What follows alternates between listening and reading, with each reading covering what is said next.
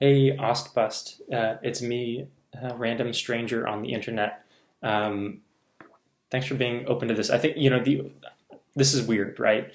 But I wanted to just record a short little thing because, one, I think this is a really interesting topic. And two, I thought it was really neat that you said you'd be open to hearing another opinion on it. I know it's kind of less common on Reddit, and I think that's really neat. So I hope I could use it just a short little video to help sort of like, bridge some connection here, if you're open to it. So, I, I'm not a scholar in this. I'm not an expert. I wrote up a few notes, but I, don't really have any sort of TED talk prepared.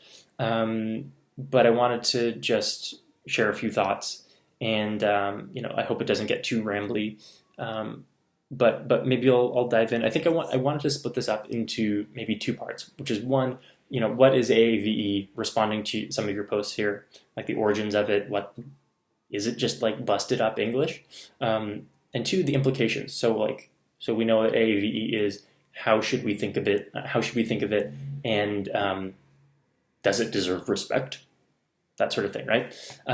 So just to jump in, you said it was butchered English and sloppy and lazy, this just uneducated way of talking, right?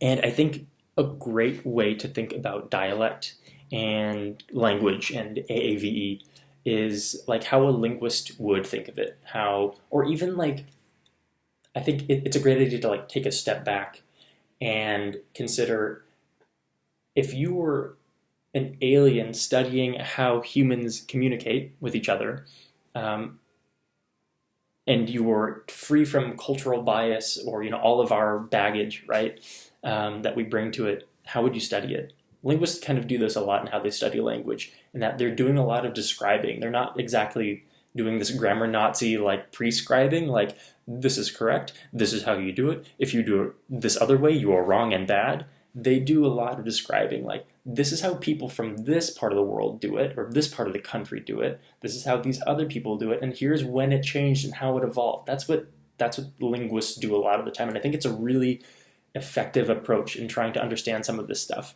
So just to talk about like the origins and what it is, it looks like there are two main theories about how it developed.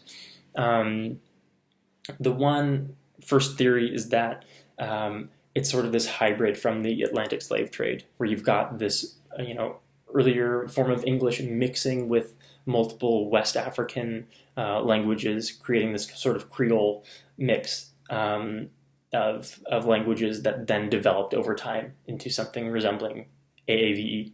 The other theory, which is I guess the currently more held understanding, is that it's actually just kind of a sister dialect of Southern American English, where, as we know with other languages and dialects, you have one group of people, in this case enslaved Black Americans, talking to each other, whereas the rest of the white Americans are talking to each other and developing their language that way. You've got a lot of Black people talking to each other, and that dialect evolves and forms into its own specific thing, turning into what we know today as AAV. So maybe the story behind it is one of those or both of those even. But whatever the case, it is a story. It is history, right? It is a story behind why this thing evolved. Just like Latin evolves into French and Spanish, or Chinese. You have so many different dialects of Chinese. You've got like Hong Kong Chinese and Malaysian Chinese and Guangzhou Chinese. And there's all a reason why they all exist. And, if I asked you or you asked me, Hong Kong Chinese or Malaysian Chinese, which is the correct one? Which is the bad one? Well, that's kind of a ridiculous question, right? Like, if they're all able to talk to each other and it works for them, aren't they like, don't they both deserve respect? And like, what's the problem, right? Anyway, one other thing I wanted to touch on too is that as its own dialect, it has its own rules and grammar and even features.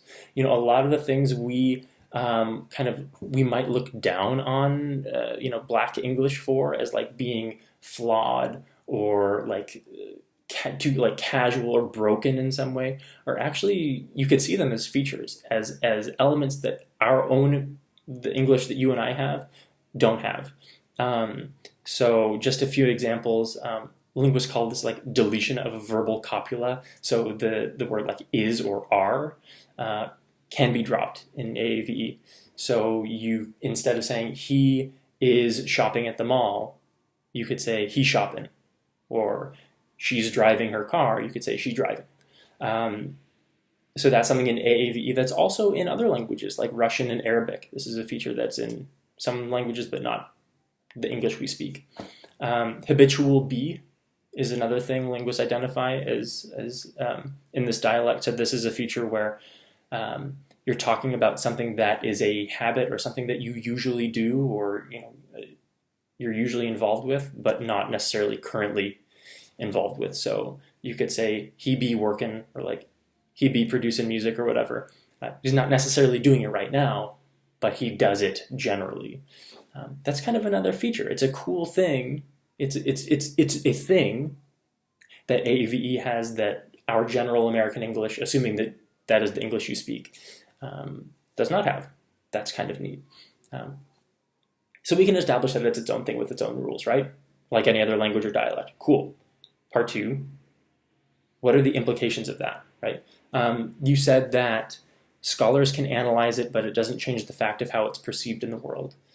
And that it won't land you interviews, it won't win you spelling bees, and it's not used in keynote speeches and eulogies where people are trying to, show respect or show gravitas or like professionalism, right? And to that, I'd say, you and I pretty much agree. Like, yeah, that's not news to me.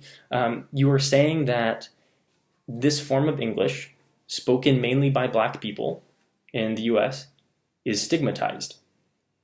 And that you will be penalized if you use it. Like if you're writing your college term paper and you use all sorts of like AAVE grammar and expressions in it, you probably shouldn't expect to receive a great grade on it.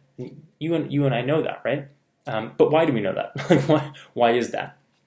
It's because you and I know that those kind of institutions or bodies, like talking about school, talking about professional work environments, government, all of these places, TV news or whatever, all these places you would expect to hear general American English, are kind of run and maintained by people who speak that dominant. It is the dominant form, the dominant dialect of English in the U.S.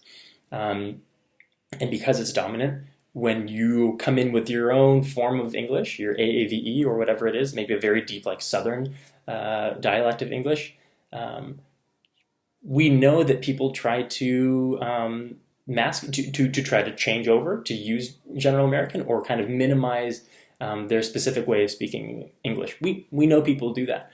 And it's really interesting, I think, what that demonstrates too, right? Have you seen... I should link it to you. Have you seen the clip of that Black newscaster? I think he's like in Atlanta, Georgia, and he's in the field, and he's speaking in his like white voice, right? He's kind of like broadcasting the news, right? And he's speaking in his white voice, and then a bug flies into his mouth mid-sentence, which he like sputters and like spits it out and starts cursing and switches from his very white sounding General American English to a very like Black, like Southern Black form of English, right? So it was like, what really happened at Augusta High School? And he was like, what the fuck is that? And he starts going on this blue streak of both profanity and Black English. It's really interesting because what does that show? Is that one, he can speak two kinds of English. He can speak his own Black English and this General American TV broadcast ready English. And on this other level, it kind of shows that like he's the same broadcaster. He's just putting on, like anyone else puts on, a suit and tie for work, or a dress for a night out or something. Like, you put on something for the occasion. And this guy's putting on his general American English for the occasion, where you and I only have to learn one version of English. This guy's learning two. He's the same guy. He has the same, newscaster credentials, but he's kind of switching between versions of English. And so what's my overall point here is that I think we all agree. You and I, we don't disagree, that people that you're penalized for speaking non-standard English in these professional settings that are run by people who speak and write in the more legitimized general American English, right? So because we know that, yeah, I guess that's my main point, is that, like, we know why that happens, right? But we also know that, let me kind of back up here.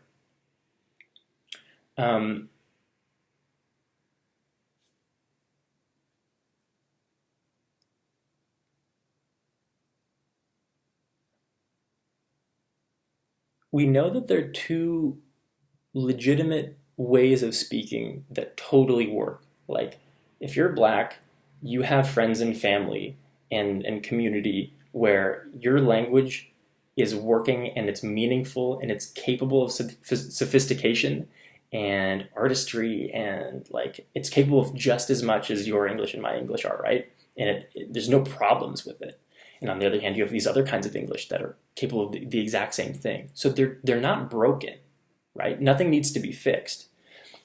But we also know that there are certain circumstances where this particular form of English is the one that is given the stamp of approval, right? Like, yes, this is the one that's professional and respectful here. And we know who is giving that stamp. We know who is giving that social approval or that professional approval of, like, yes, that's the correct one. You don't use this one, right? But we get to decide. You and me get to decide if people speaking AAVE and AAVE itself is deserving of respect and deserving to be understood. Whether it indicates that the person speaking it, whether it should communicate that the person speaking it is educated or sophisticated. Let me put this another way. It's on us when we hear AAVE. Do we make that mental jump of, oh, this person, of course it's probably Black, this is probably a Black person, is speaking this kind of English, and that means they're uneducated, they're unsophisticated, they do not belong here, they're unprofessional, they're not one of us, right? Do we immediately jump there? And why do we jump there? Because if we immediately jump there and think, like, you're speaking this way, this is what I think of you, that's sticky, right? That's really, like, it's hard. Like, I'm saying, like, just be aware of that bias, because it's a bias that is so hard to be aware of.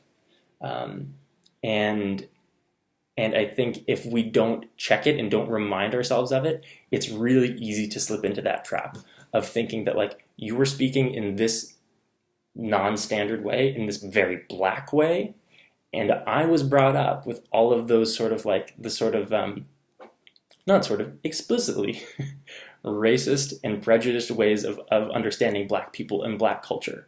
And when we associate Black, like, totally functional, totally legitimate ways of communicating for Black people with all of those negative qualities that we were brought up understanding Black people and Black culture to represent, that's fucked up.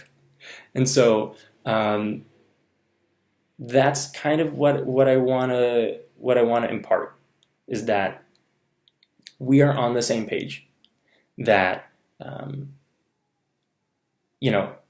for a job interview, for a college interview, or a giving your TED talk or whatever, it's probably going to sound in this general American way because it is the dominant, legitimized, like in the verb form, legitimized form of English. But that doesn't mean it's the only form of English that works.